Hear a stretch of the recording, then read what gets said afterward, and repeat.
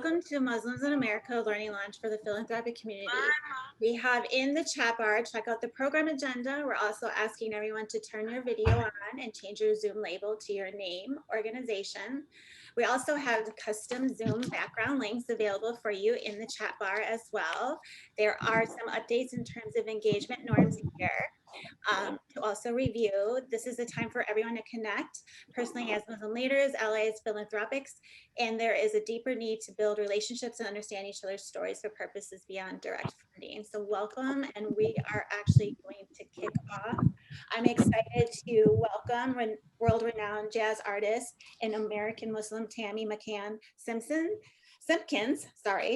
and vocalist and pianist Kenny Davis. And so welcome. So we can say hello to Tammy. Thank you so much. Again, my name is Tammy McCann Simpkins, and on piano is Mr. Kenneth Davis. The Illinois Muslim Civic Coalition and its partners have a vision for America and a vision for society, where we partner together, and create a space and a world where we all can live and thrive and create loving, supportive partnerships with each other.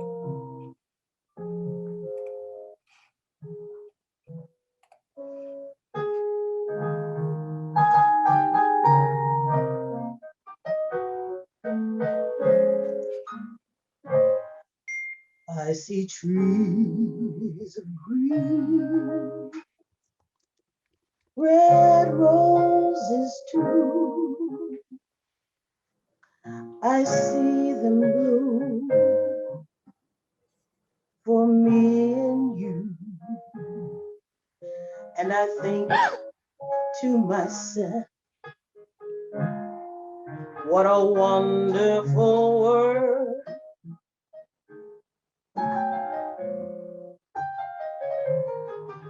I see skies of blue and clouds of white, the bright blessed days, the dark sacred night, and I think to myself, what a wonderful world.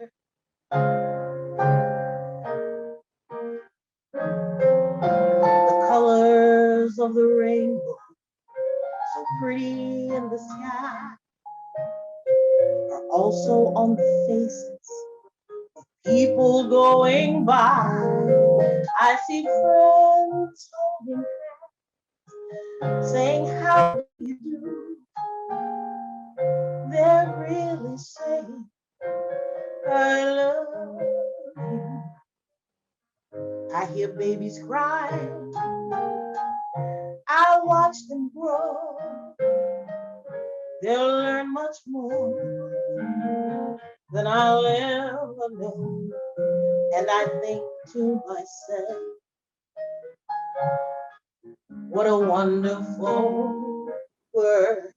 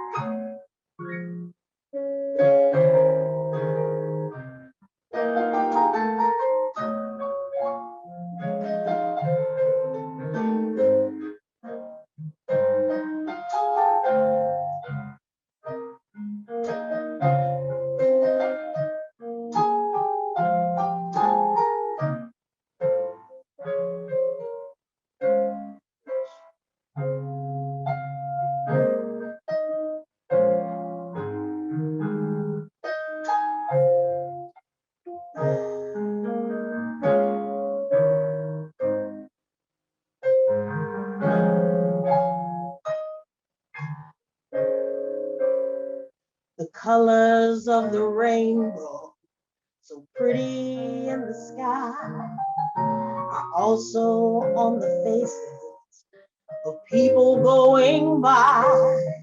I see friends shaking hands, saying, how do you do? All they're really saying is, I love you. I hear babies cry, I watch them grow. They'll learn much more than we'll ever know. And I think to myself,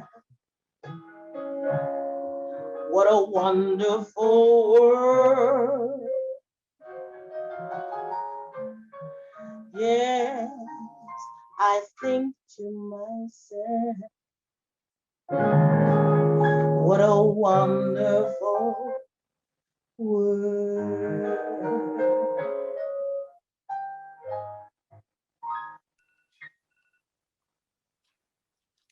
Thank you, Tammy. Thank you. That's wonderful.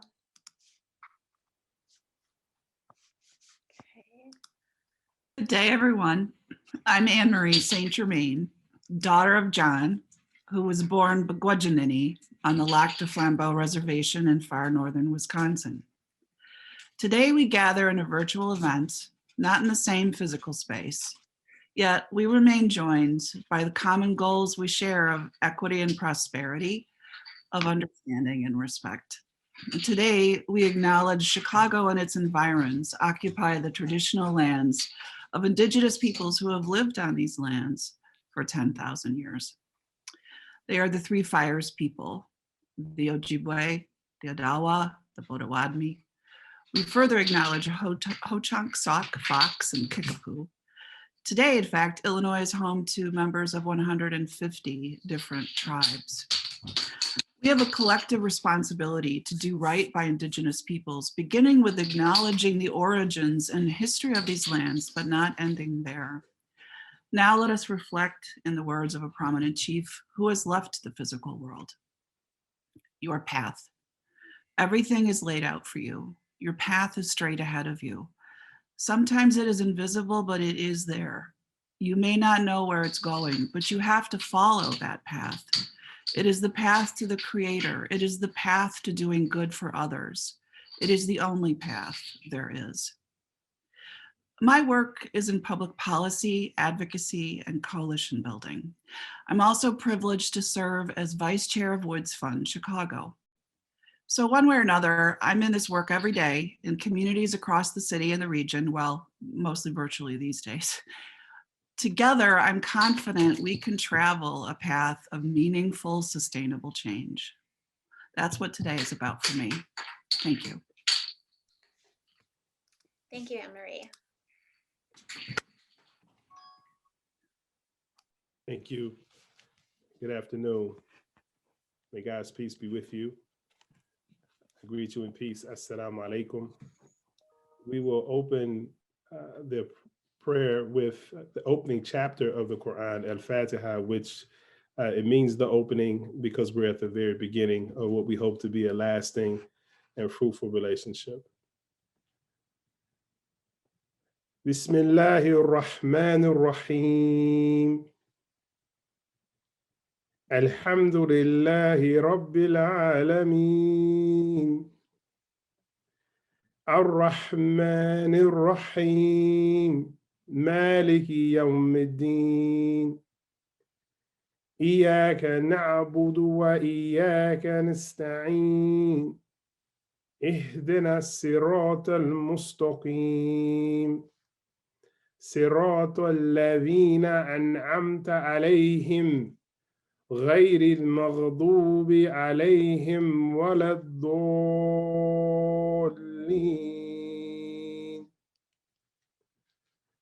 It translates, with God's name, the merciful benefactor, the merciful redeemer. All praise and thanks be to God, the Lord, cherisher, sustainer, the nourisher of all the systems of knowledge, the most gracious, most compassionate, sole judge on the day of judgment. You alone do we serve, and you alone do we seek assistance. Guide us all upon the way that is straight, the way that it incurs your favor, not your wrath, nor let us be among those who are astray. Ameen.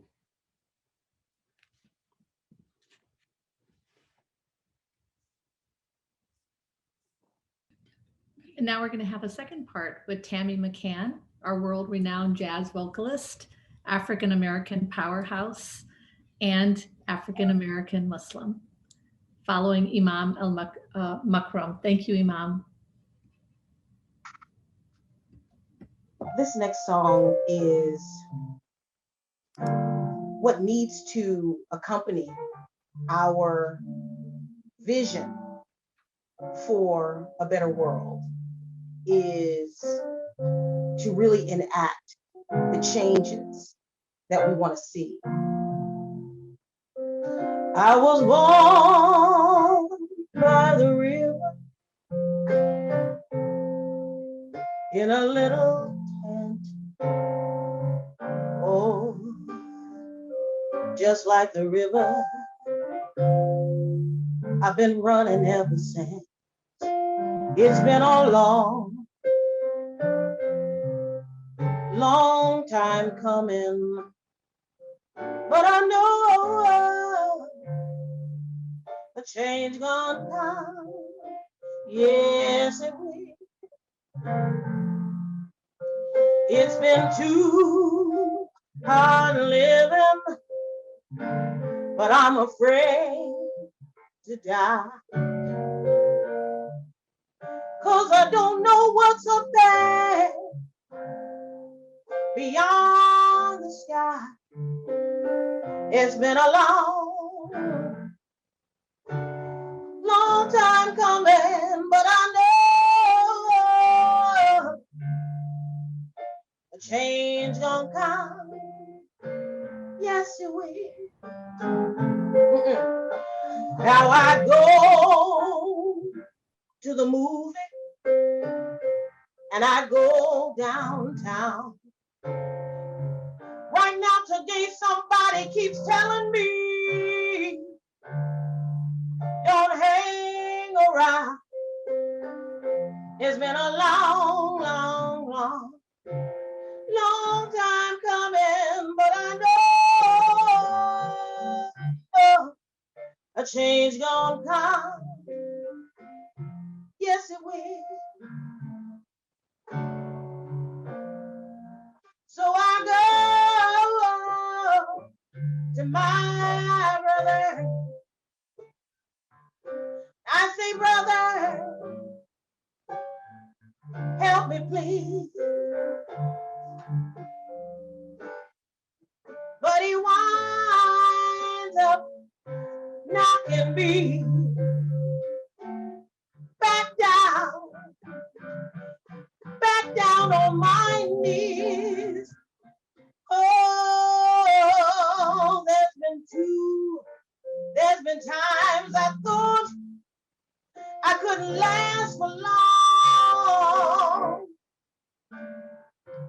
But I know that I'm able to carry on. It's been a long time coming, but I know a change gonna come. Yes, it will. It's been a long, long, long time coming, but I know a change gonna come. It's been a long, long, long, long time coming, but I know a change gonna come. Oh, yes, it will.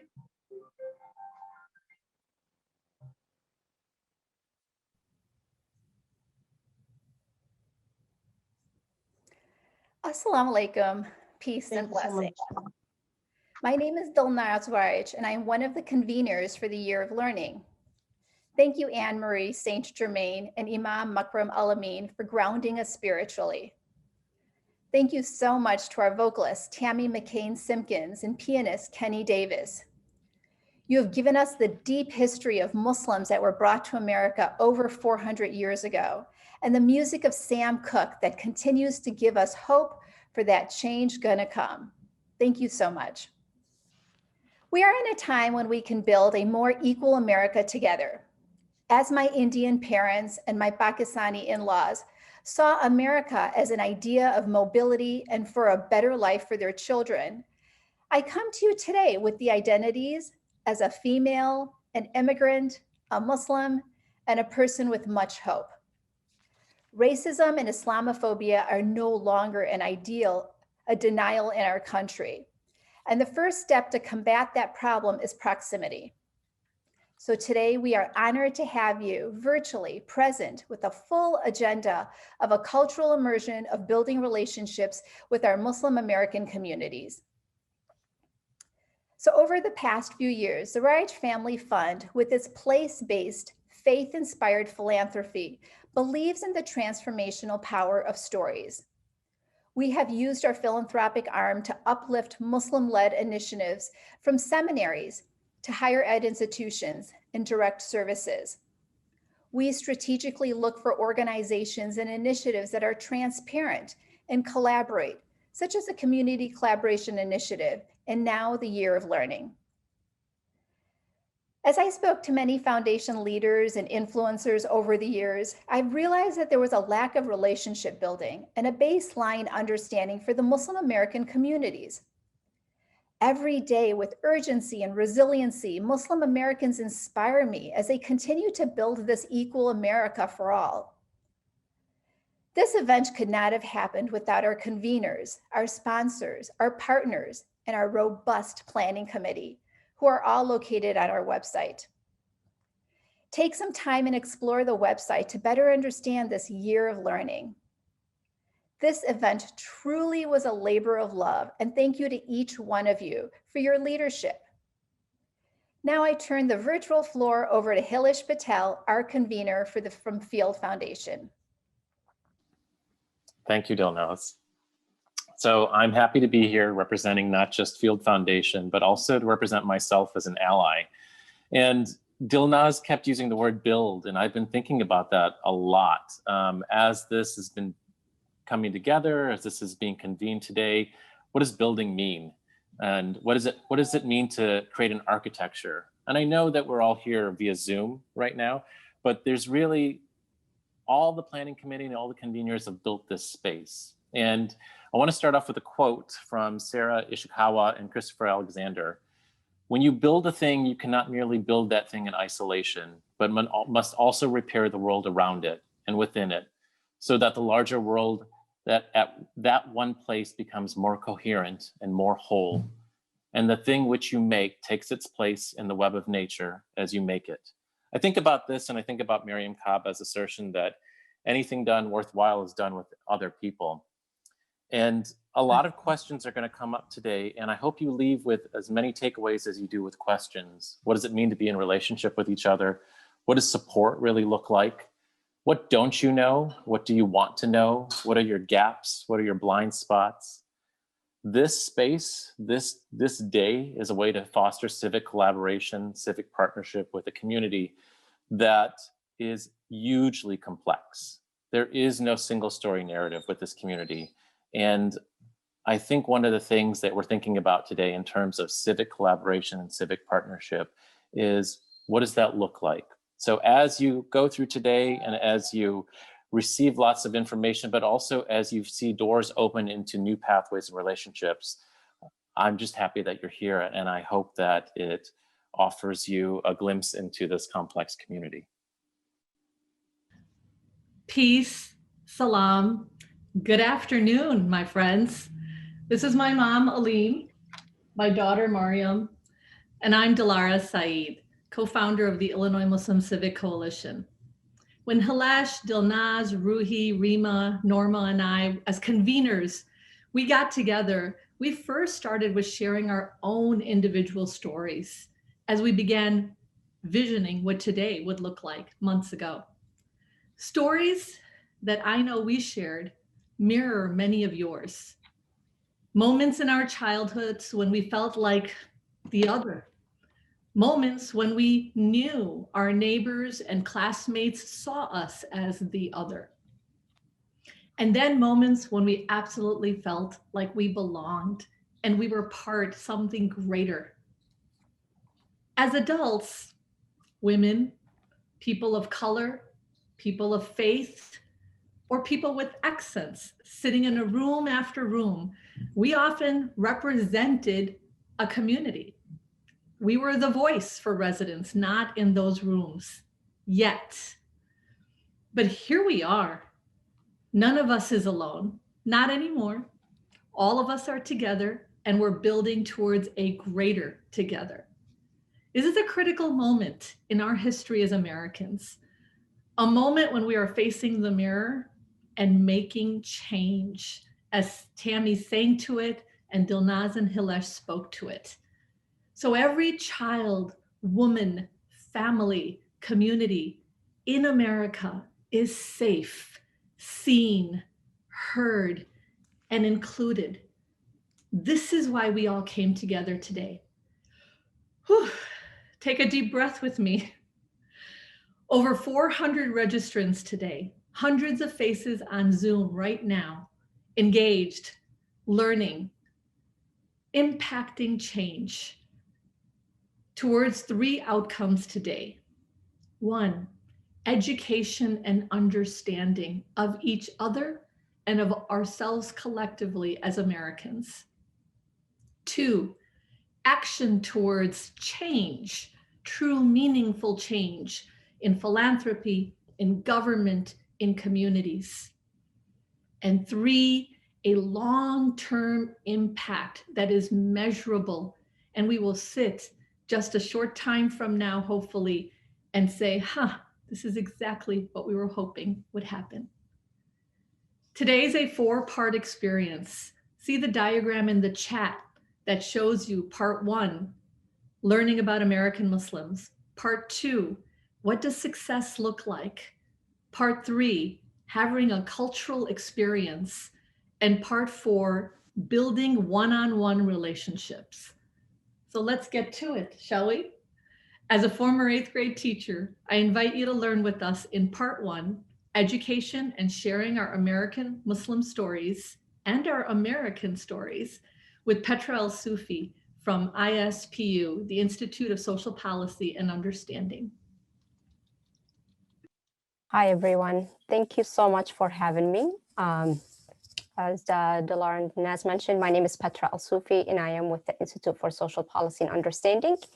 And we are a research and education institution that research American Muslims and issues that impact them, with the goal or with the aim to build understanding between people and safeguard American pluralism. So it is my pleasure today to briefly introduce to you, I think what Hilesh mentioned, that this is the most diverse and unique faith community in the nation. I will be sharing with you who are American Muslims, what the diversity of the American Muslim community look like in all aspects of the story, some of the challenges that we face, and I emphasize the word some, and then even the perseverance even with those challenges. So the American Muslim community, as I mentioned, is a very diverse community. It's the most ethnically diverse community here. We do not only look like what America is today, but what it would look like in the future. No faith community matches the diversity of American Muslims.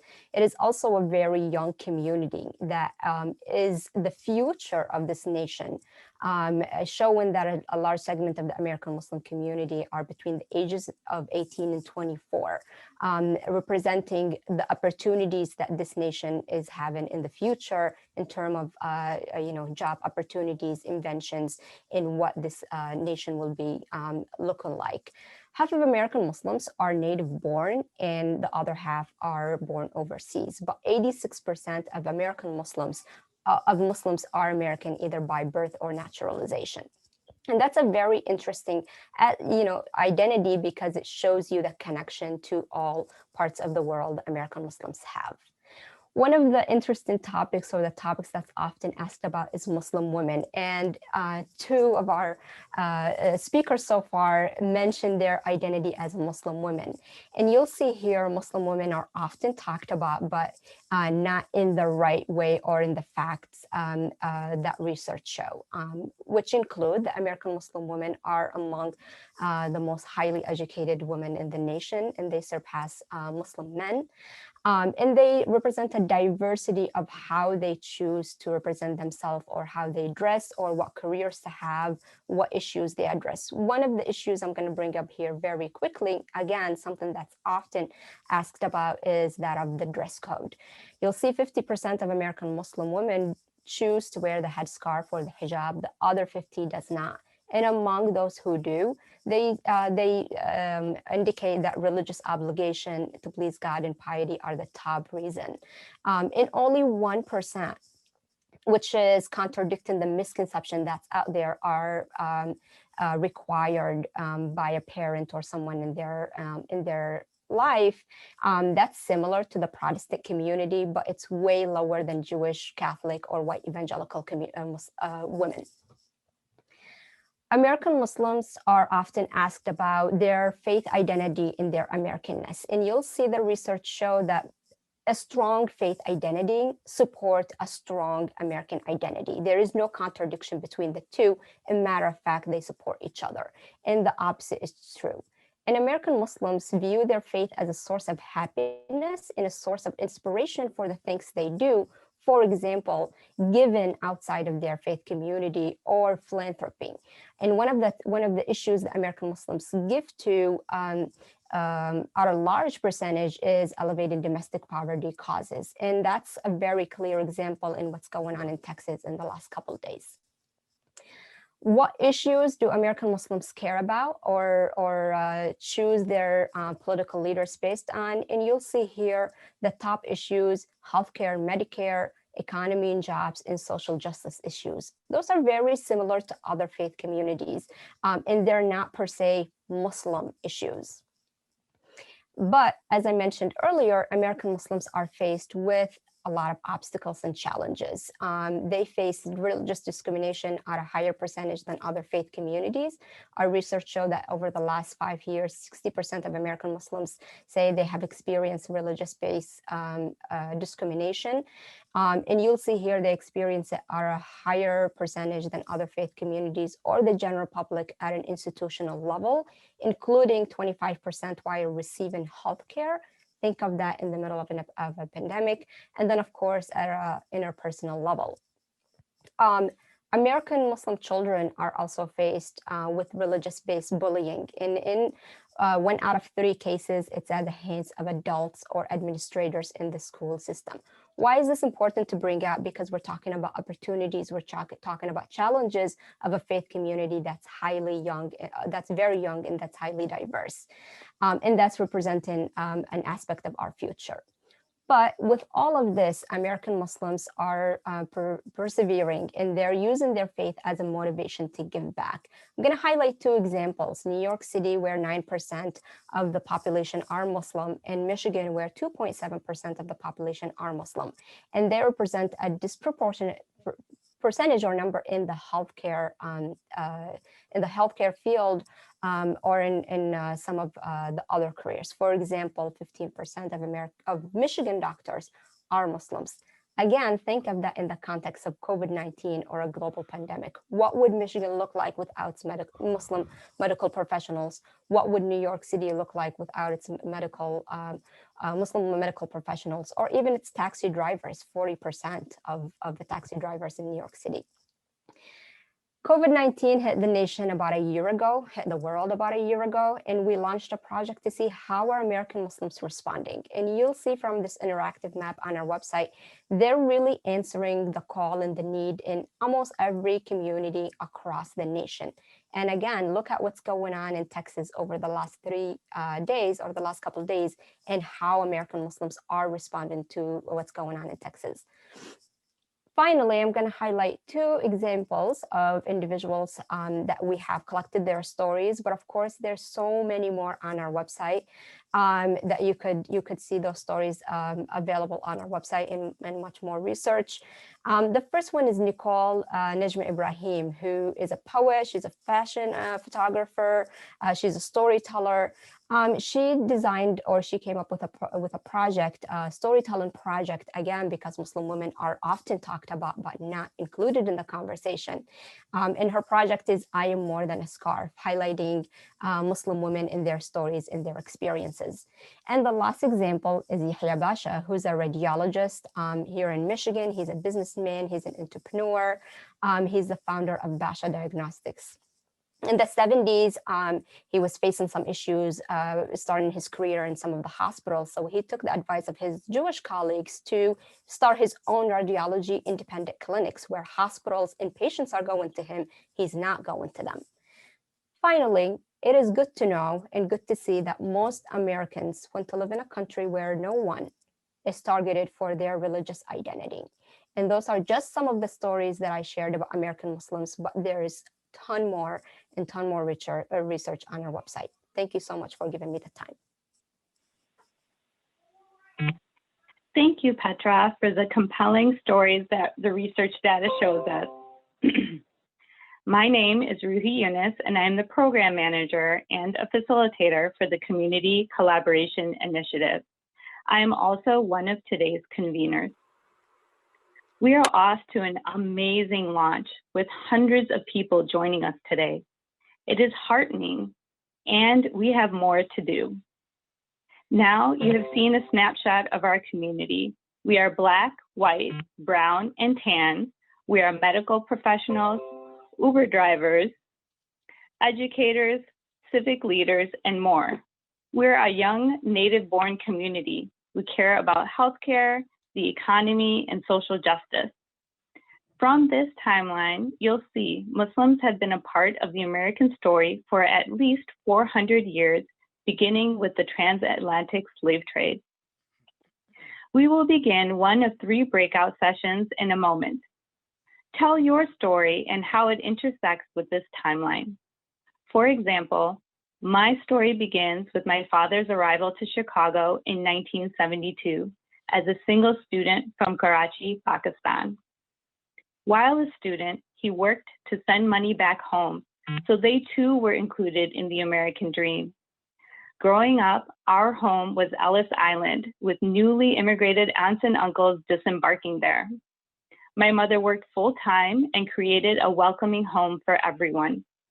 Now, my son is a proud, confident, aware child because of those sacrifices. My family is flourishing because of the Immigration Act of 1965. I look forward to hearing about Bree, who was born in Cebu, Philippines, and is Scottish, Norwegian, Irish, and Swedish, and Adina, whose family immigrated from Bosnia and was born in Austria. All our American stories intersect at some point. Where does your story begin in America? How does it intersect with the Muslim Americans of that time and of today? All right, thank you, and welcome back, everyone. My name is Arshia Ali Khan, and I have the honor of being your moderator for the second session. At this time, I'd like for all of you to reflect, take one brief moment to reflect on what this morning has meant for you. I think there's supposed to be a prompt on the screen as well to support you through this reflection.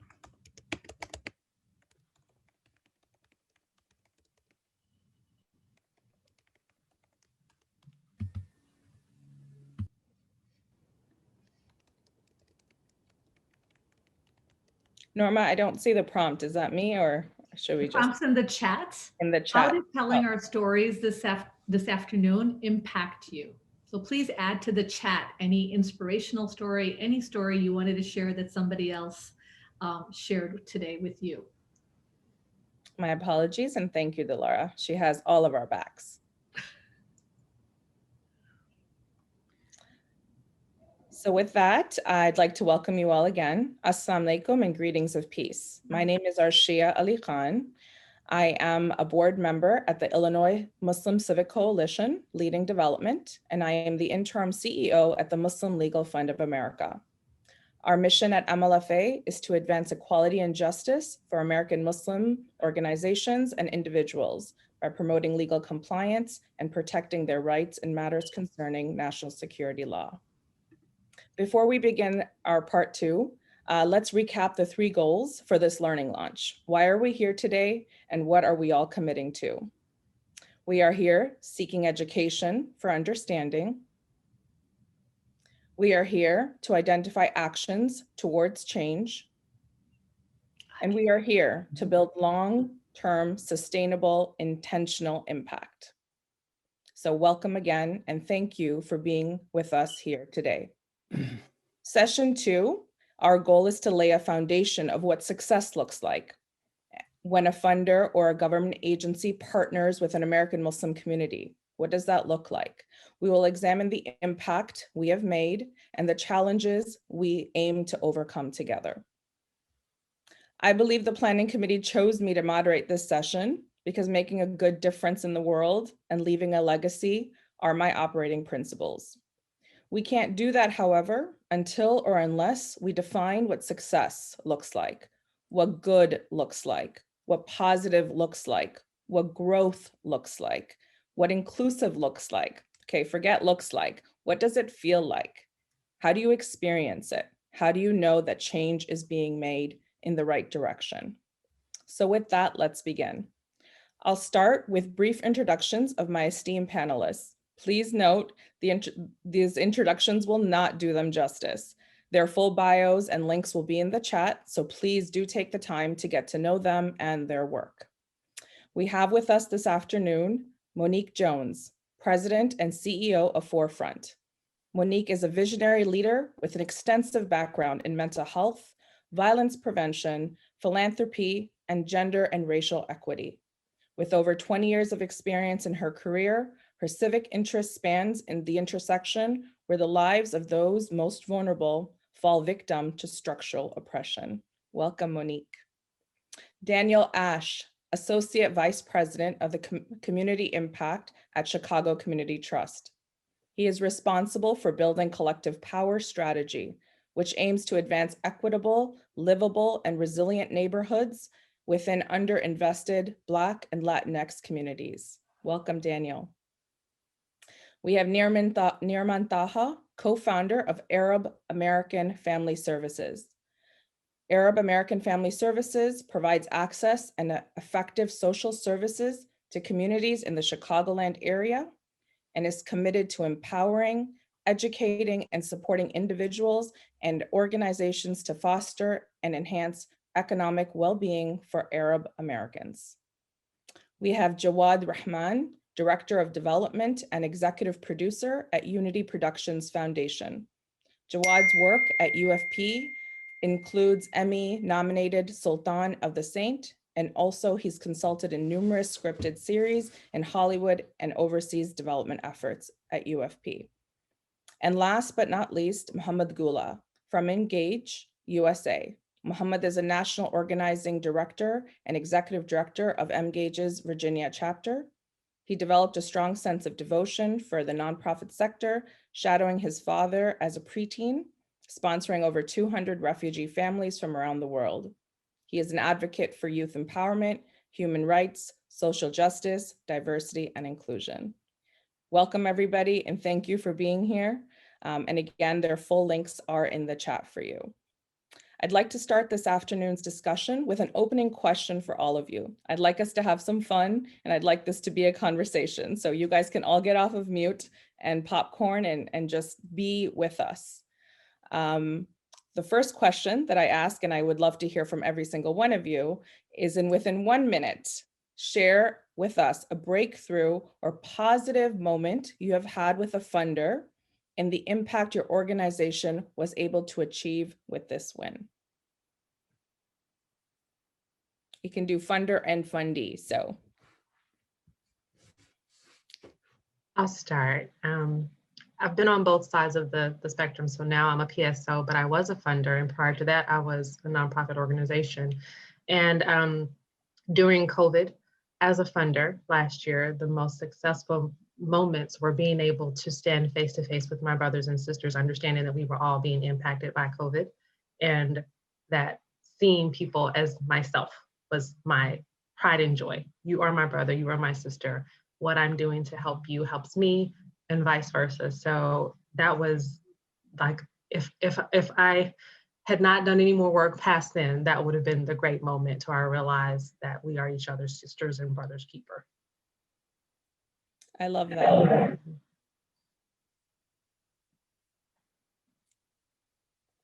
I guess I'll go next. Jawad Abdurrahman. It's actually UPF. Sorry. Yeah, no problem. In fact, you know, sometimes people say, do you work for UPS or do you work for FedEx? And so I just say FedEx. You know, I had that moment. I was like, I think I said it wrong, but I apologize and thank you for the correction. So, okay, so, you know, it's good to talk about success stories because when you're, I know mostly people tuning in are nonprofits, and it's very challenging to get the attention of foundations to raise money from foundations. So I'll share a quick one. We had done a screening of one of our films in Jacksonville, Florida a few years ago, and we met the president of the then president, Nancy Cable, of the Arthur Vining Davis Foundations. This led to an in-person meeting where we talked about our Sultan and the Saint film. This is a story of Muslim-Christian peacemaking. And the reason why the relationship ended up working and we ended up getting funding was because there was a meeting of the minds, and they saw that this was really about aspiring to something, aspiring to some social good in the world. It wasn't just art for art's sake, and that's what they cared about as well. And that has led to subsequent grants, including for our new film that we're working on about Rumi, and a Syrian refugee. So that's a quick success story. Thank you, Jawad. I'll go, Arshia. Assalamu alaikum, everyone. I'm excited to see so many beautiful faces this afternoon. For me personally, one of my favorite successes, and alhamdulillah, we've had so many, but one really sticks out, is that what funders don't know about me and I'tidal is that when you tell us no, we never leave. We know where you live. We know your address. We know your, pretty much, you know, we can find out. You're scaring me, Norma, stop. But I think our success comes from determination, and never take no. For anyone listening, is never, just because someone tells you no does not mean that it's a never ending no.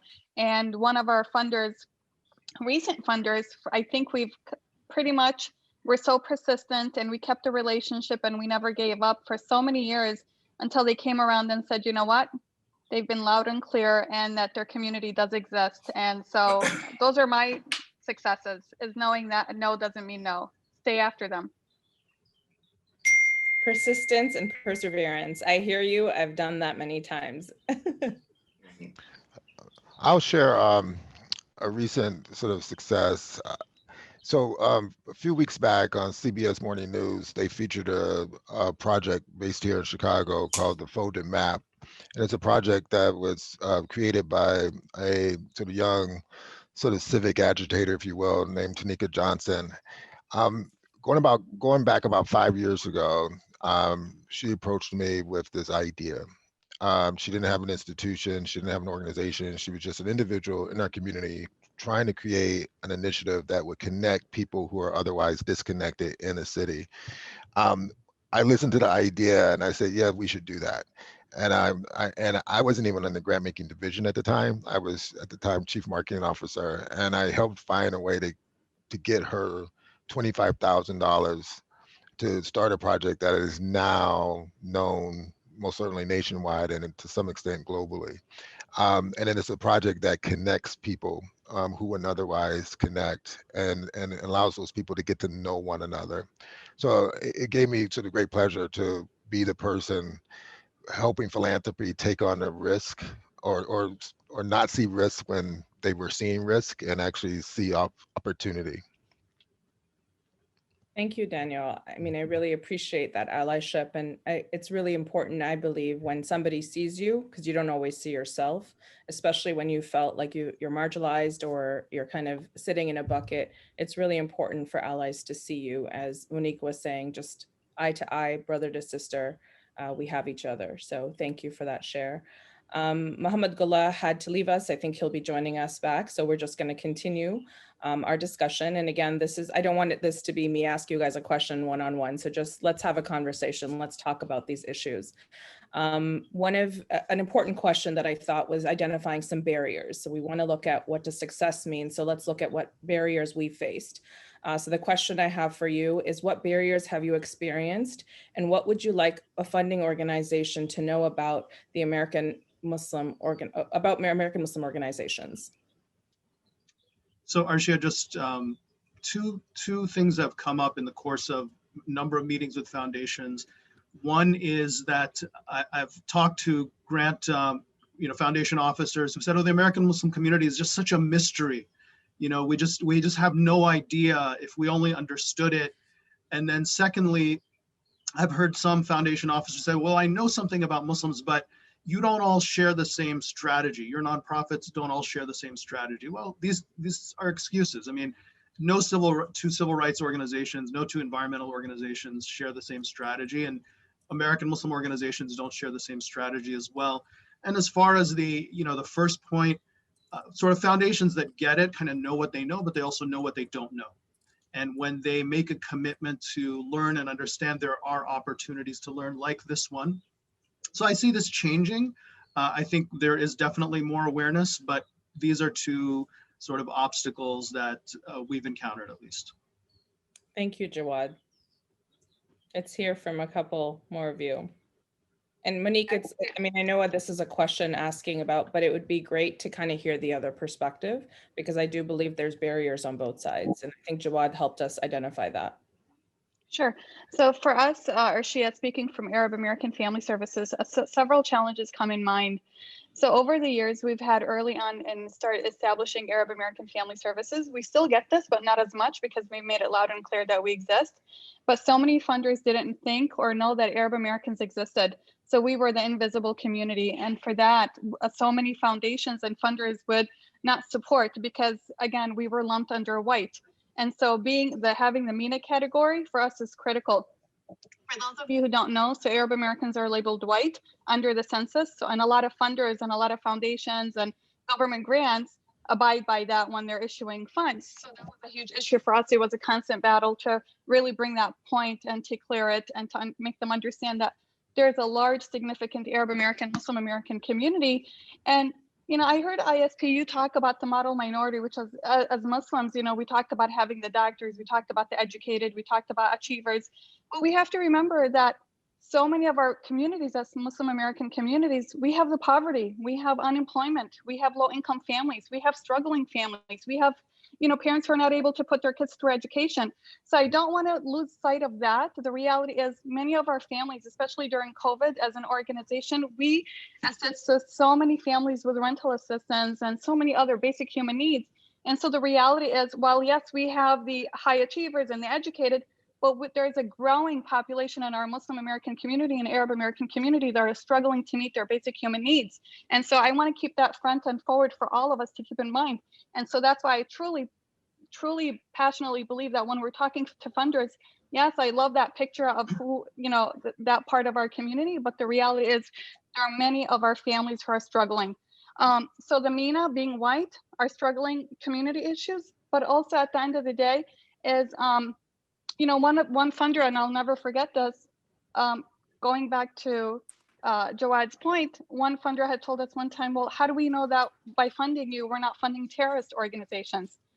And so these are really true conversations that we struggle with as Arab American and as Muslim organizations. And I think we have to be real to ourselves and to communities that we're talking to. And again, I can talk forever and I don't want to take up. No, I appreciate, Nerman, what you're saying. And I think all of us, have been on that side as American Muslims and American Muslim nonprofits. I know I have, I've been called a lot of names, and it's really great that we're having this conversation so we can, share what our struggles are, which is what this question is about. So Muhammad, welcome back.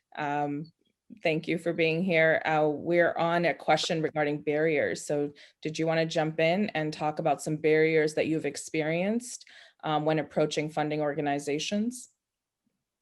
Hey, assalamu alaikum. Yeah, thank you. And I see a lot of familiar beautiful faces and names. So I'm humbled to be amongst some of the best, alhamdulillah. Assalamu alaikum, everyone. My name is Muhammad Gula. Yeah, I mean, one of the biggest, really operating in the organizing space and in the political organizing space, one of the biggest, I think, barriers is that a lot of funders really focus on the specific activities. So for example, phone banking or door knocking or sending out a certain number of text messages. And so what ends up happening, especially with minority communities, is that minority communities, what they're trying to do, especially in the Muslim space, is that we're trying to build institutional capacity.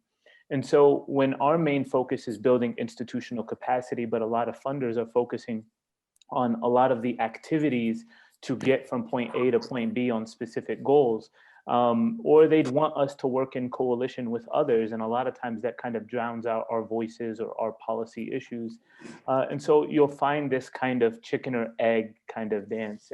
And what I found to be successful is that to really focus on the outcomes of what we're trying to do, whether that be trying to just improve Muslim voter turnout to ensure that our voter propensity increases, and or just focusing not so much so on the activities, because our approach to organizing is much different than the approach that a lot of other folks that are in majority communities, their approach would be.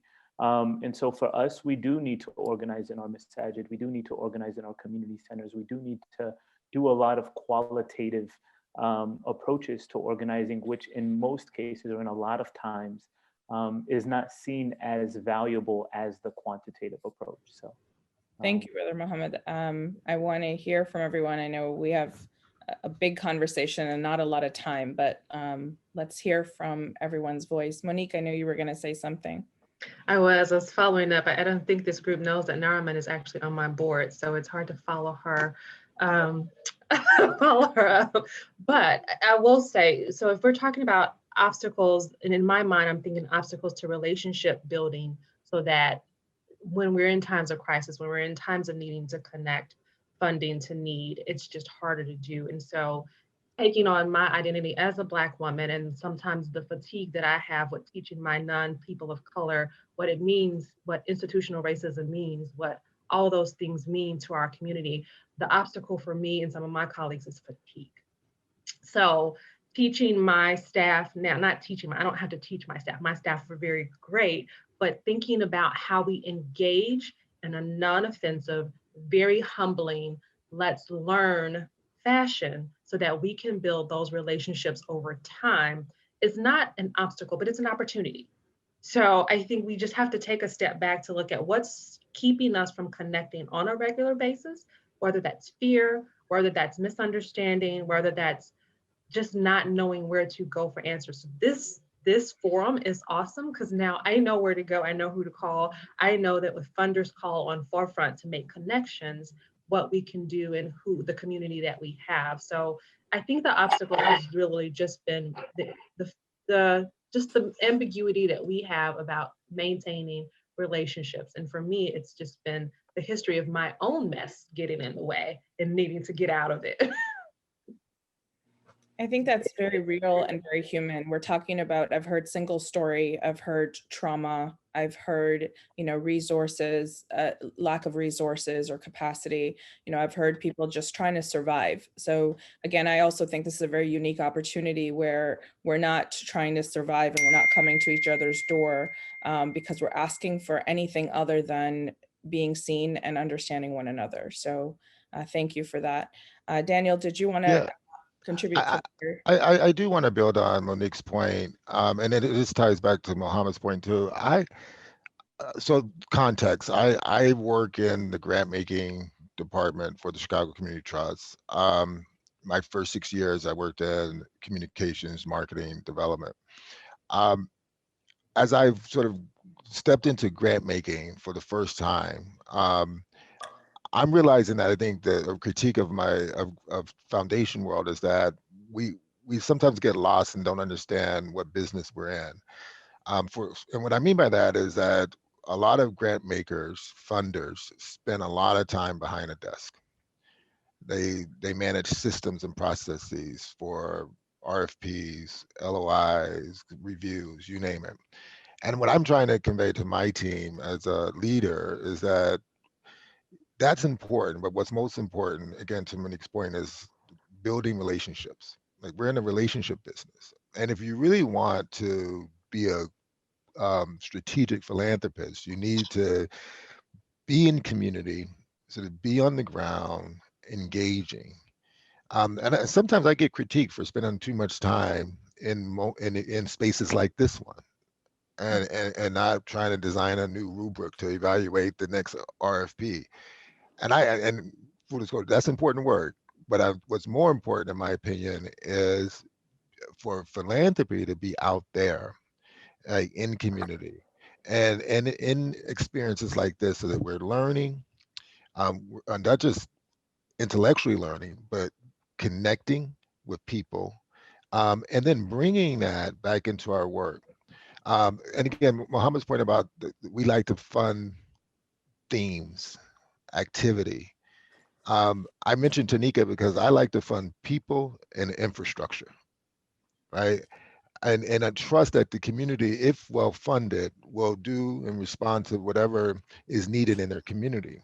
But again, philanthropy, as we're trying to evolve, you hear a lot about equity, et cetera, but we need networks like this one to continue to push us.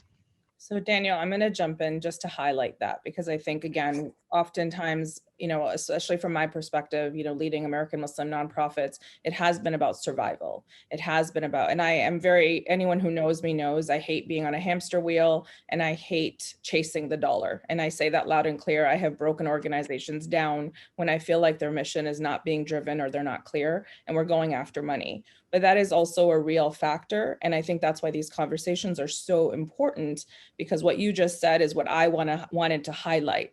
Let's create opportunities like this and make this part of the job, right? Not just something we're doing on the side or we're taking away from something, but without doing this, we can never get to the vision of an inclusive American community. And that goes across, I think, our nation. So thank you for that point. We're going to end this session at 1:45, but everybody who is with us today, please feel free to incorporate your questions or your comments in the chat box. We will create a frequently asked questions and we will continue this conversation beyond this session. So feel free to keep commenting and bringing your questions forward. I don't think we're going to get to them, but we will definitely address them and make sure that those answers are available to you, to all of you. So with that, I heard fears, and I know I was feeling fearful as this was going on. And, as we were putting this event together, who will show up, who will do what, and how people will react. So I wanted to ask the next question about harboring fears. Do you harbor any fears that prevent you from engaging or asking critical questions? How would you or your team try and overcome them? Since I spoke to that, I'll say that I don't know if it's harbor any fears, but the fear of being offensive is always at the top of mind for me with conversations. And so just as in any racial equity conversation, being up to par on my communications, my terminology, understanding race versus religion versus cultural, all those things that seemingly I missed somewhere in civics in 9th grade. So trying to be prepared and honest and true and present is the fear, but not fear of anybody else. Thank you. Who else wants to jump in there? What fears do you harbor that prevent you from asking critical questions or engaging in open dialogue? I just want to echo Monique's words, Arshia. I think it's never a fear of the other. Subhanallah, alhamdulillah, we never fear anyone except Allah. But I think it's the fear of, just again, how it comes off or how you offending someone. But I think what you come to realize through all of our work, whether nonprofit or not, is the reality is being comfortable with yourself and being honest. I think asking, because here's what I've realized is that we don't have answers for all the questions. We don't know everything.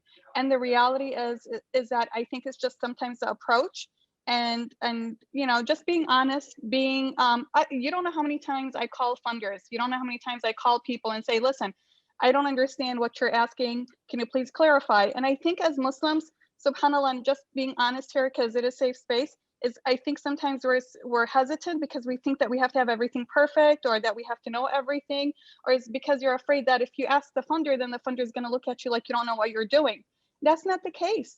Funders love guide, to support, to mentor, to provide you with those tools and capacity and resources to help you grow. And I think coming out of our own silos and to pick up that phone and call your funder and say, listen, I don't have the capacity, I don't have the right person to do this, I need your help. And just trust yourself, being honest and saying, I don't know it all and I need help. I think funders and those that you're building relationship will definitely respect. Nurman, I'm going to jump in because I've had a different experience. I've been leading Muslim nonprofit organizations since 2005. I've been director of racial justice, and I've been, I've been asked, how do you make sure your child doesn't become a terrorist? And this was before I had any children. I've applied for grants at numerous organizations, and I've been told, you're an MSA, we don't give to MSAs or Muslim organizations, or we don't give, I'm part of the, so many different spheres, and it's always the no, or we don't want to help Muslim power, or we don't want, so we're picking and choosing. At MLFA, I'm in the sector of national security, and we use the word justice, and I'm always struggling with those words because justice can mean different things to different people. So as much as this is a safe space, and I want us to have a bigger conversation and kind of take this beyond just what we want to hear and kind of push the envelope a little bit. What has challenged you that has made you reluctant on kind of showing up and speaking up? And is it okay if I go jump? Yes. I think one of the biggest fears is actually more of an internal fear for me, which is to be in a position where I am in a position to make certain decisions with a funder as kind of like that Muslim representative. And my biggest fear is actually this assimilating to a kind of culture that I lose a part of my identity or a part of who I am just so that I can make a certain amount of money and or bring in a certain amount of money so that I survive. But as I do that, I kind of lose a part of me. So I feel this instance of assimilating versus integrating, where I am proud to be me. I am proud to talk about the issues that are really important to my community without really mincing words, but at the same time also approaching it in a way that fulfills kind of the decorum of that social culture. And when we have a community that is extremely diverse, we're going to have a lot of misses. And so this instance of assimilation versus integration and being consistently cognizant of that and ensuring that we are representative with the social trends as well. I have nothing but respect and love for the people who came before me because they were really the pioneers who made it normal for my name to be spoken in the political scene. They went through all of the most difficult, trials. And I would be remiss without saying that it was my Black brothers and sisters who really made it normal for Muslims to be in this space. In that essence. And so this essence of assimilating versus integrating, I would argue, is my biggest fear, especially when I'm in the space of funding. Thank you, Mohammed. I'm getting a ton of questions, but since we have 15 minutes and I'm watching the clock, I'm going to open this up again and ask all of you to answer this question so that we can all walk away with something tangible. And you have our commitment that these questions are not going on deaf ears. We will respond to them and share them for everyone. So I'd like to hear from every single one of you from your perspective. What does sustainable, inclusive success look like in philanthropy, in your work with your missions?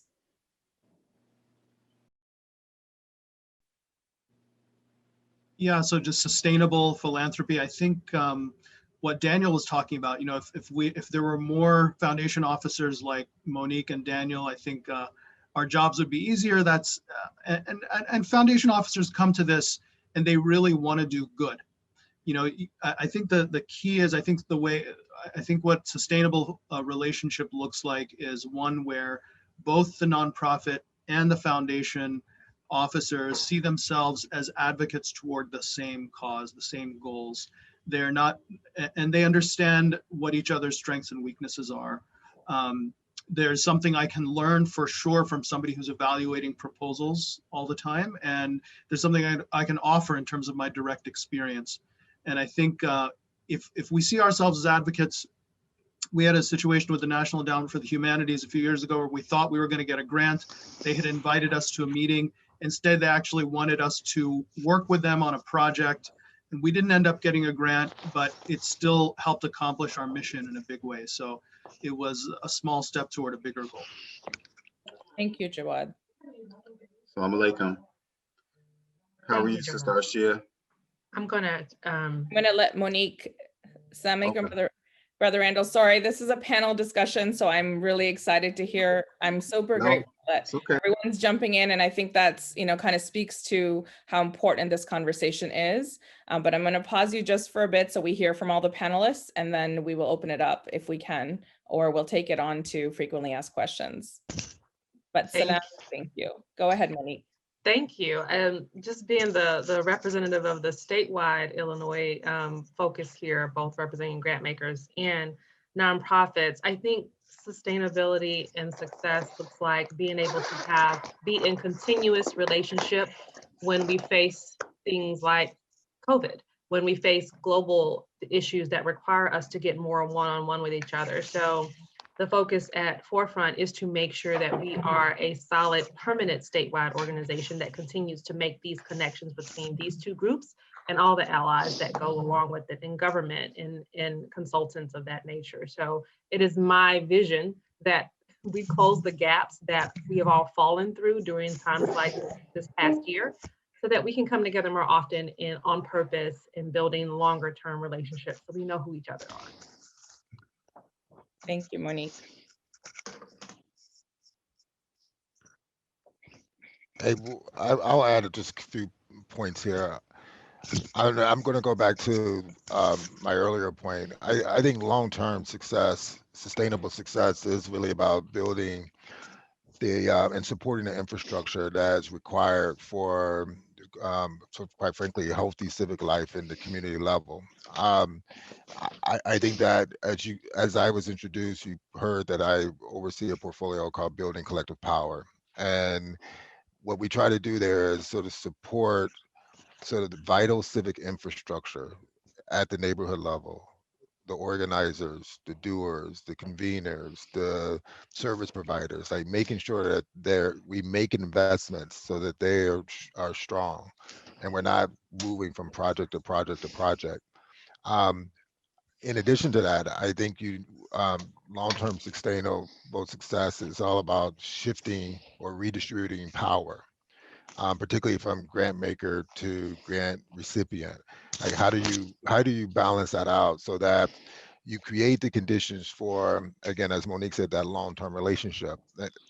And one other point I want to make about long-term relationship, and this goes to the issue of impact. I think we have to stop creating these false frameworks around impact. Like if you're really going to address complex issues like poverty, complex issues like immigration reform, complex issues like closing the racial and ethnic wealth gap in this country and most certainly in this city, you're not going to do that in 6, 12, 18-month increments. And so as we think about how we measure our progress, like we have to create the conditions where we're continually moving forward and not penalized for hiccups. So when I'm saying this as a grant maker now, because I've been on the other side as a grant recipient, where you're constantly trying to meet a goal, and that goal takes you away from the longer term objective that your community is demanding you focus on. So again, we have to reimagine, rethink the impact question so that we can actually have a sustained relationship over time. Thank you, Daniel. Yeah, I think for when I hear that question, I go back to my earlier point, and sustainability for me is, when funders say diversify your funding stream, I say, and that's a very common word you'll hear, I say diversify your relationships too. Be in as many circles, in many networks and build as many supporters and partners as you can possibly. Strategic partnerships is a form of sustainability in my book. But then again, I also say alongside that is refusing to accept crumbs to serve your community, because the reality is your community is just as important and has the needs and the demands of any other community.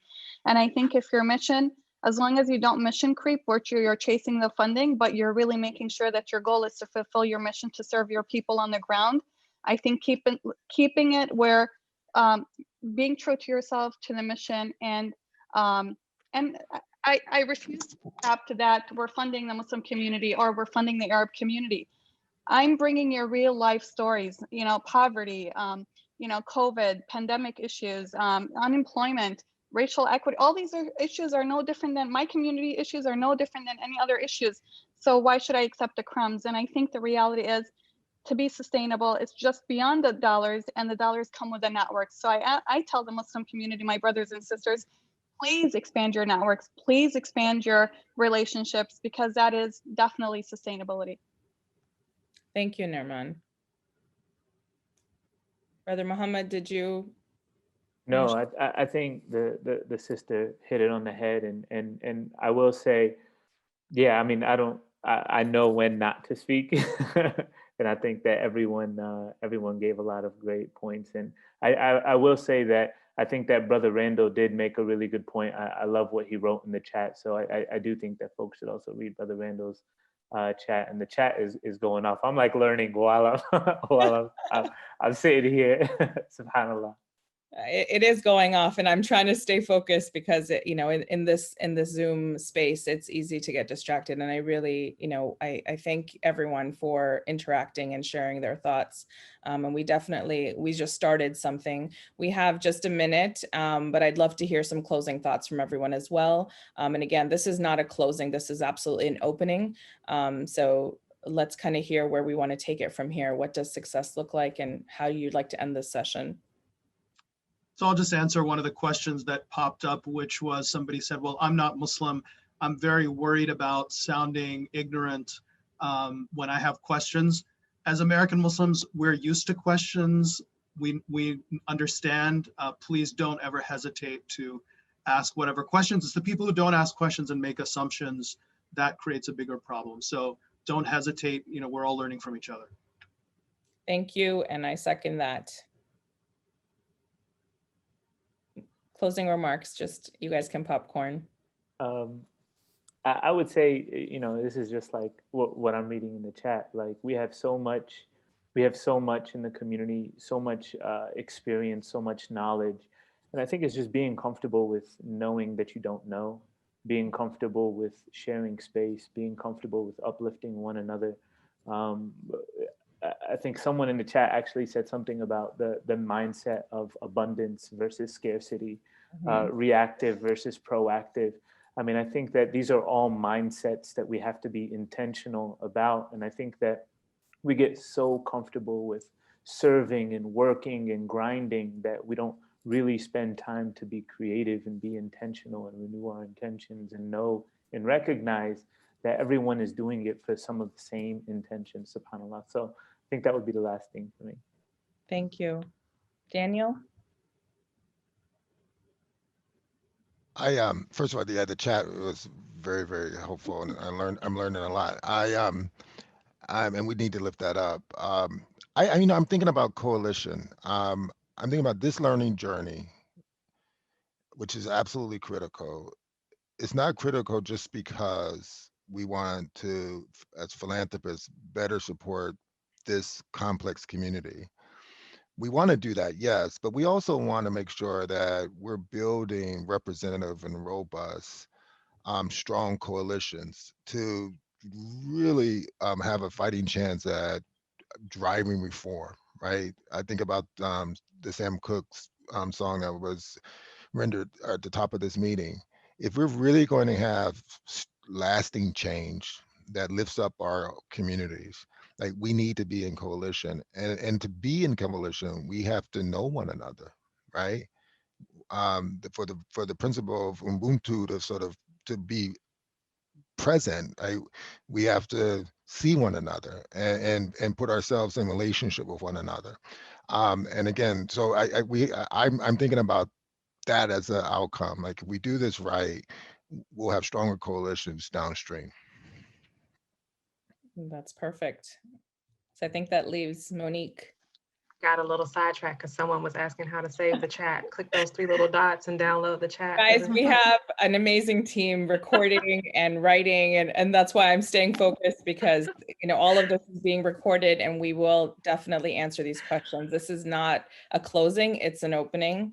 And this is the launch, but this is the year of learning. So we are intentfully engaging in relationship together today with each other. So please keep that intent there.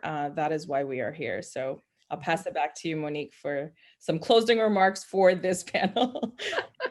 This has been a great panel. It's been a great experience. And so being only on my job for about 6 to 7 weeks, I am eager to learn more, eager to stay engaged, and in this role, making sure that I am connecting the dots between our community members, not as a funder, not as a nonprofit, as a person, as a human being doing the work on the ground. So thank you for being here. Thank you for allowing me to be a part of this panel, and I look forward to continuing to work.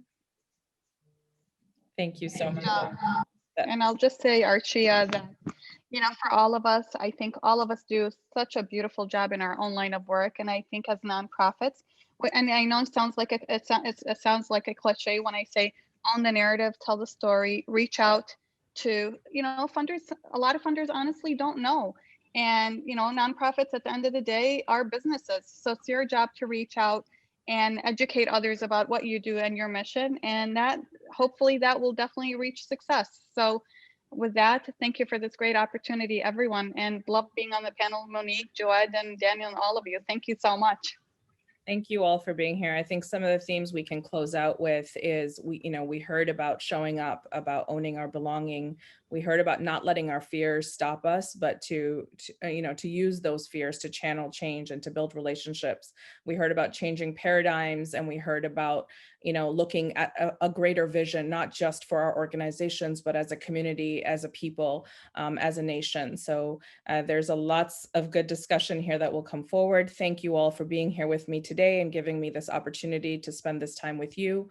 It was my honor and pleasure, and I look forward to working with all of you on the ground and this year of learning and in our lives. So thank you, and I'll give it back to Delara or Norma. I just want to thank everybody for being here.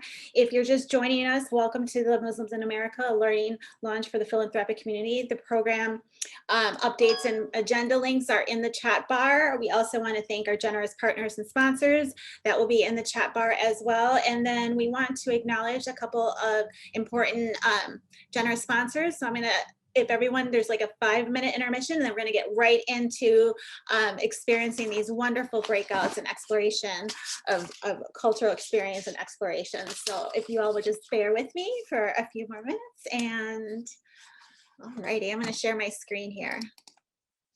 30 years, Amana Mutual Funds have provided halal investment vehicles serving the unique needs of the Muslim community. Discover how you can align your investments with your principles in a retirement, health, or education savings account, or invest for Hajj. To obtain this and other important information in a prospectus or summary prospectus, please visit amanafunds.com or call toll-free 1-888-732-6262. Please read the prospectus and consider an investment's objectives, risks, charges, and expenses carefully before investing. Investing involves risk, including possible loss of principal. The Amana funds limit the securities they purchase to those consistent with Islamic principles. This limits opportunities and may affect performance. Spiritual legacy of Muhammad is love. I mean, it's what he's done all of his life, and that is the message of Islam. My name is Fatin Saifullah. I'm from Las Vegas. I've been a resident imam of Masjid Al-Sabur for the last 18 years. Assalamu alaikum. My name is Corey Majid, and I am a Muhammad Ali scholar. When I'm able to stand before you all and say that I'm a graduate, I graduated with my master's. It's not just me graduating. It wasn't just me in the classroom. It was me in my community.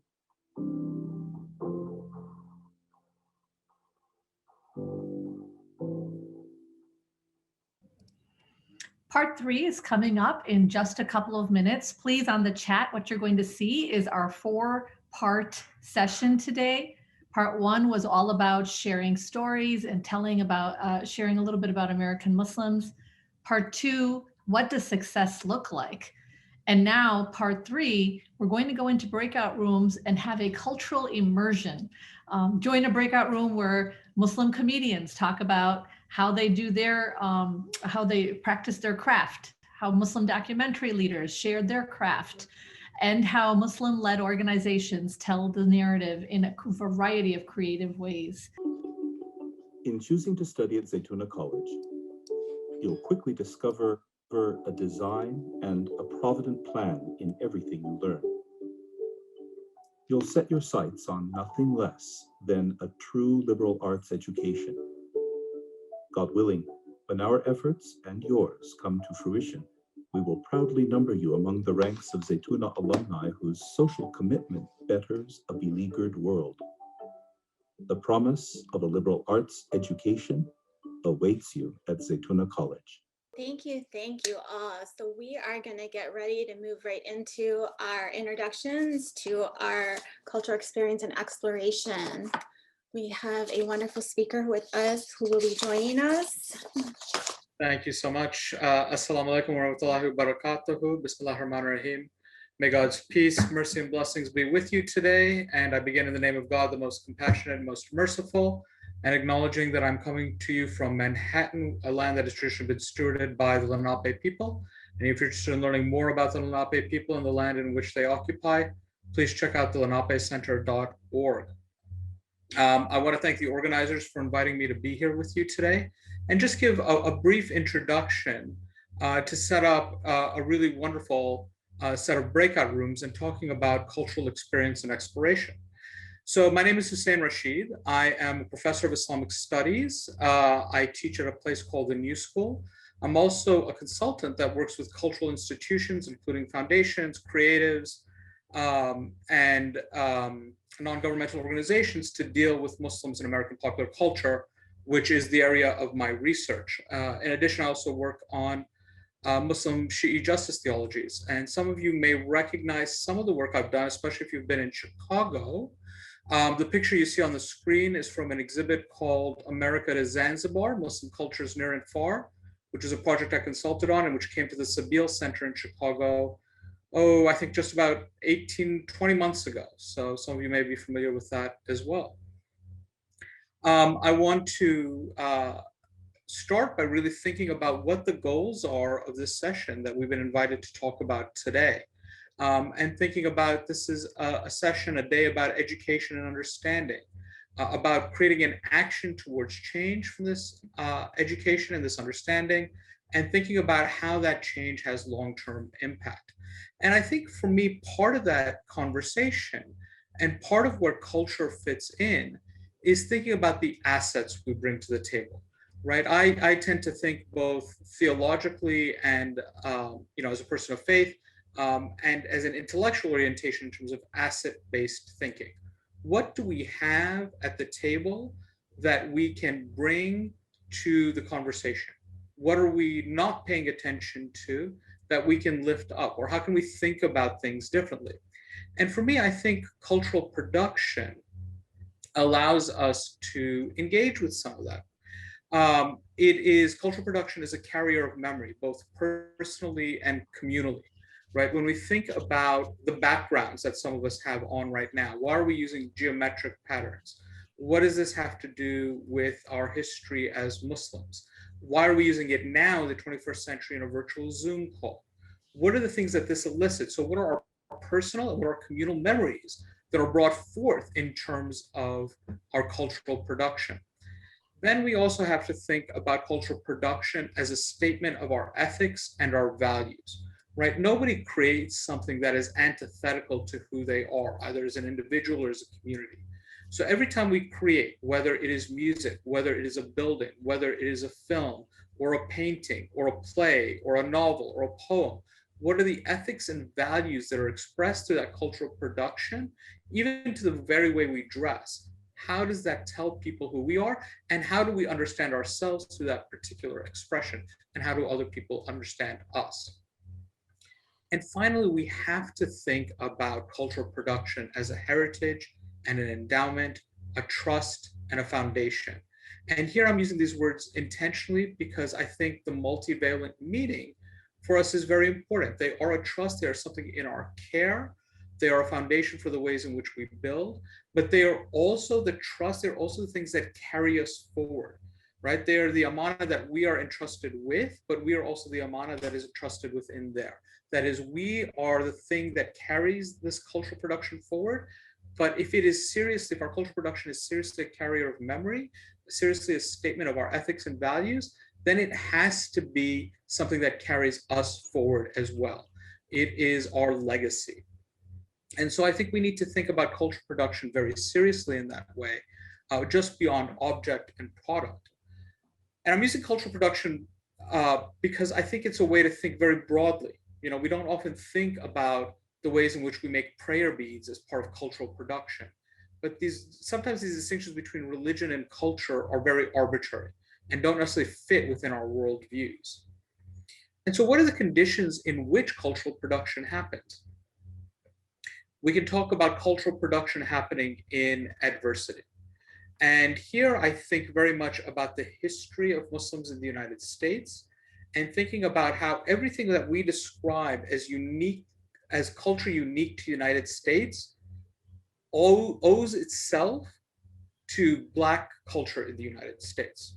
So whether we think about music and the relationship of the enslaved Muslims who had the sound of the adhan, or the sound of West African cultural systems that transformed into the blues and R&B and jazz, or we think about the banjo, or we think about barbecue, all of that has its history. These things that are particularly US art forms have their origin and their points of storytelling in marginalized communities, and communities that come out of adversity, and particularly Black communities in this country.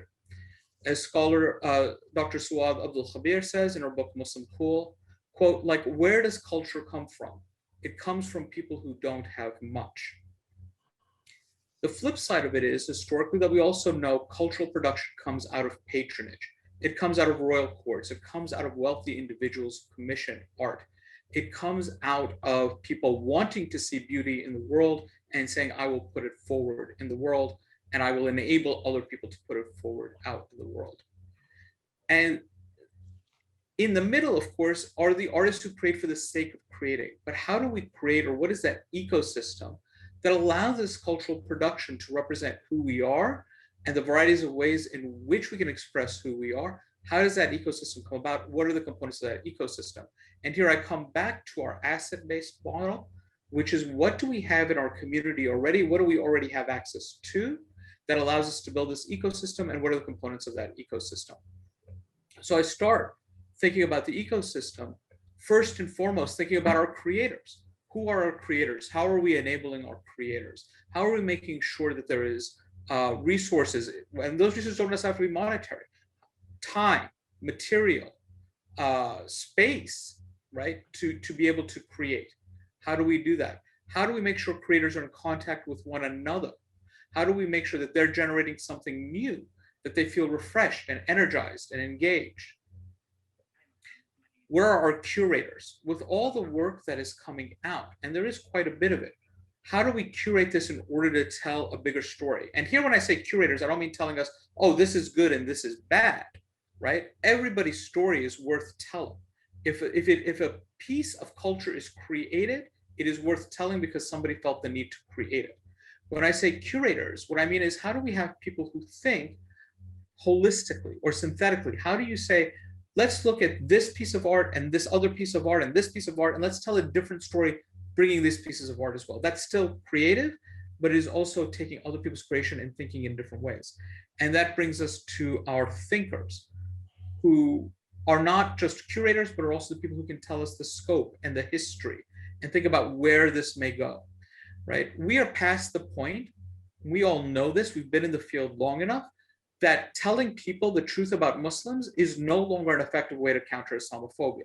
Now we need narratives. And we need particular narratives. We don't need narratives of Muslims as the superhero protagonist who does no wrong, because that's as unbelievable as the constantly evil Muslim.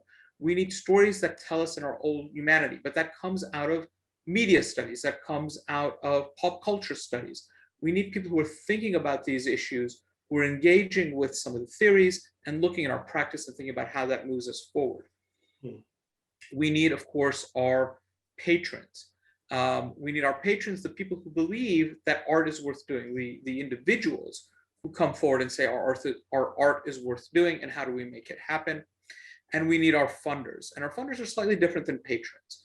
Patrons are at the individual level. Funders are, of course, at the corporate or institutional level. I think many of the people involved in this project here today would very clearly fall into the funders category. Maybe we have some patrons as well. But I will tell you, coming back to the museum exhibit I mentioned earlier, the reason it got off the ground is because there was an institutional belief on the part of the museum who found patrons to fund the project. And then we got funders, and some of whom are on this call, the Doris Duke Foundation for Islamic Art, Pillars Foundation, Al-Hibri Foundation, the National Endowment for the Humanities, who then came in and said, this is something now that is for a greater good.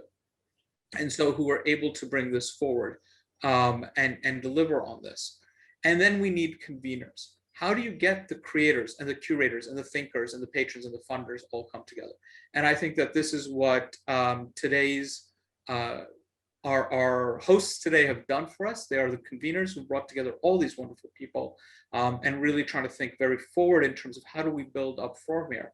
And I want to thank them for that opportunity, both for myself personally and for the community that gathered here today, in order to help us think about what does cultural production look like, not only historically and not only in the present, but in the future, that allows us to say, yeah, how do we get a good laugh and tell a story and make a social impact? How do we educate and understand? How do we create action for change that has a generational impact, not just a yearly impact or a monthly impact? So with that, I want to thank you and turn it over to my dear sister, Janan Mahajer from the Interfaith Youth Corps. Thanks, Hussein. Hussein's like my big brother, so I'm really happy to follow his presentation. My name is Janan Mahajer. I'm from the Interfaith Youth Corps, and I'm gonna pause while right so you can all see me. There we go. Welcome everyone to part 3, which is the cultural experiences of today's parts. Thank you, Hussein, for that. I'm really excited that I get to be the voice that introduces you all to the different options that you have in this particular section. Before we take a look at the different breakout rooms that we could choose from, just wanted to quickly recenter the different parts that we've been through today. So we started this morning with part 1, with our story, with where we come from, how we all intersect in our experiences. We followed up with a great discussion with our panelists on what success looks like.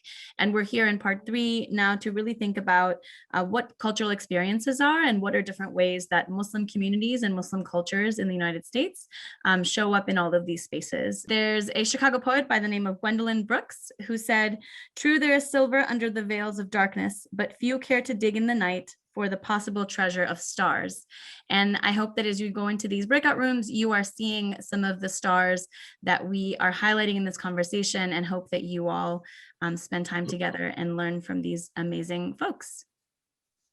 Thank you. 15, so we're gonna kind of just squeeze in a couple more minutes here. So if you all can continue to stay with us, we have a wonderful last 2 sessions here, and looking forward to introducing part 4, relationship building and digging deeper with new colleagues and friends. And so I'm so excited to welcome Kalia.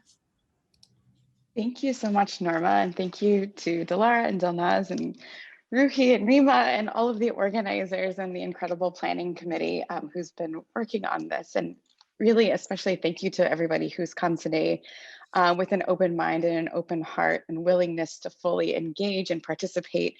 And what a day it has been. And I think there's always something, you know, we should be kind of used to this kind of virtual gathering by now, but there is definitely something about coming together in person. So what we hope to do in this next session is give a taste of that, you know, really have everyone have that. I know for me, I love conferences, I love the panel sessions, but the real like juicy stuff happens in those one-to-one conversations when you sit at a table and you break bread with somebody. So we are, going to do our best to create that kind of space right now and allow everyone to digest what they've learned today, what they're still processing, and thinking about how we can take, these learnings and eventually get them to action. But right now for today, we want to focus on this relationship building, thinking about what we've learned together today, just what Petra was able to share with us just about who Muslims are and really, setting that ground level, thinking about what success does look like and what it can look like, hearing from people who have worked with funders or who are funders themselves and thinking about what are these practices that, where can we fix, as a funder and grant maker, I'm always thinking about what is it that I can do differently in my relationships with my grantee partners. And so I really appreciated that session as well. And then this cultural immersion, I know I'm seeing from the chat that was very rich and fulfilling for everyone as well. And so this part is that culmination and really getting to break down and still process what you've heard and what you've learned with smaller groups. And so I want to ask three questions. I have a fourth that I'm going to add, but they're going to show up in the chat. So one, just, as you're thinking, if the conversation just opens us up to more like organic conversation, great. But if you're finding that you need prompts, here you go. There's number one, what new learning are you taking with you from this day? Number two, what questions might you still have about anything you've heard today, about American Muslim organizations, about communities, about the work that Muslim-led organizations are doing? This is a time to really be real. We've had several opportunities today to say like, no, no fear, just ask the questions that you have and don't be shy. And number three, on this learning relationship, and this journey and this year of learning, what are some specific or a specific concrete next step that you might take in terms of changing your practices? And then the fourth one I'm adding, because I'm looking past my computer at snowfall and sunshine. So I'm thinking about how I'm feeling today, externally looking at this beautiful scenery, but also thinking about internally, like what is the weather like inside for you? So right now, I think I'm feeling that mix of coziness and just such optimism and sunshine from everything that we've heard today. So I would add that as an offering to your conversation. So think about personally, how are you feeling about this inside as we're all hunkered down? Most of us are hunkered down from the snow. So with that, I will wrap up. But thank you so much for inviting me to play this role in transitioning us. And I'm really excited for your conversations to come. Right, everyone, thank you so much for coming back.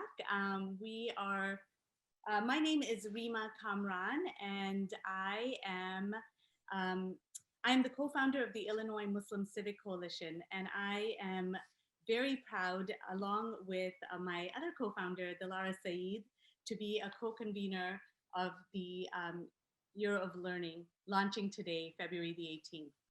The Year of Learning was inspired by the indigenous community who pioneered a day of learning with foundations, and we build on their efforts and that of those community leaders before us. We came together with three goals in mind, and I'm going to be sharing my screen to show those to you. It was education and awareness, action towards change, and long-term impact. As it was mentioned, we are here in the spirit of collaboration and partnership with the intention to build together. We started our day off, our program today, with inspiring song and sacred words. These grounded us spiritually. And then we delved into compelling data from the Institute of Social Policy and Understanding. We shared our stories and our places within our American experiences. We had an exciting panel to talk about what success looks like and the challenges and the opportunities ahead, with so much more conversation that needs to take place beyond today. We delved into cultural experiences through art, entertainment, film, comedy, and the African-American legacy. And finally, we came together to build and strengthen relationships with each other through some critical questions. And as we're here, I'm sure you're thinking, what's ahead? What's next for the Year of Learning? And here we are.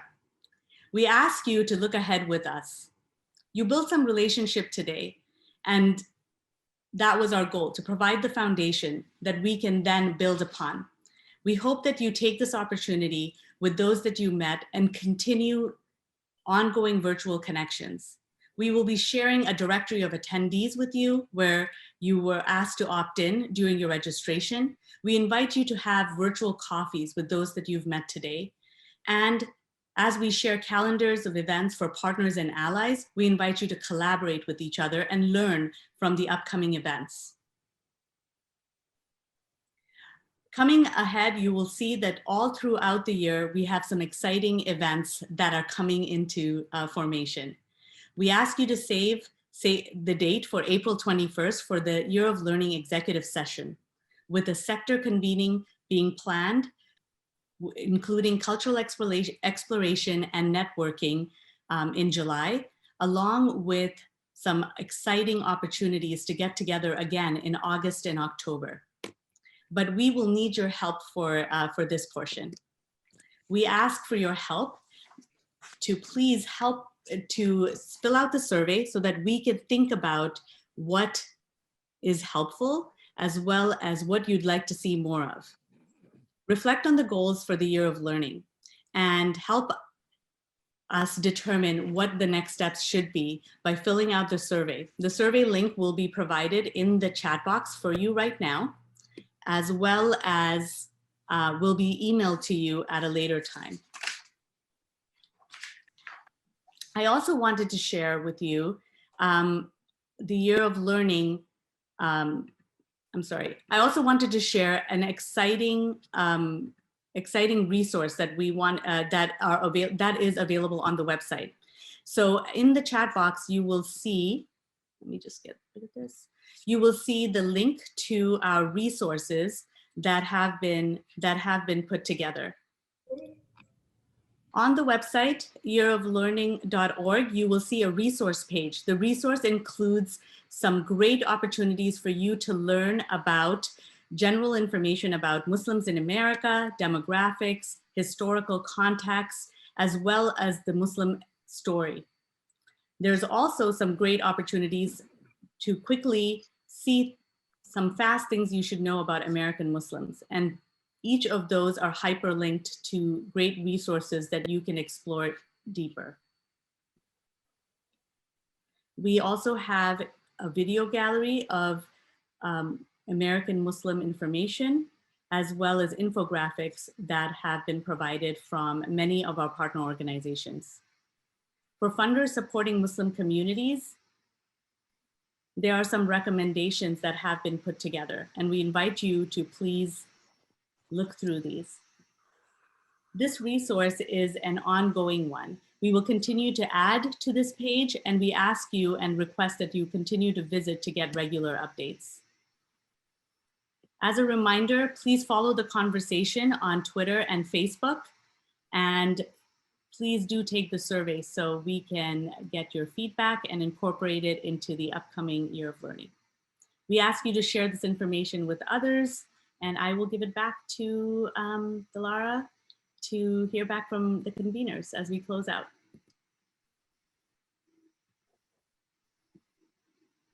Great. Thank you on behalf of the sponsors and conveners. Each of us will just briefly give a statement. We'd love to also hear from you. And if you would just put in the chat as you're walking away, something that you would have said or someone else said in the last breakout on what you're doing to change, what you're doing to move forward with your organization. Thank you on behalf of our conveners, and we hope that the goals for today were ones that you were hoping that we would achieve, and that the work ahead is something that you will join us in. I give it to Hilesh and Dilnaz.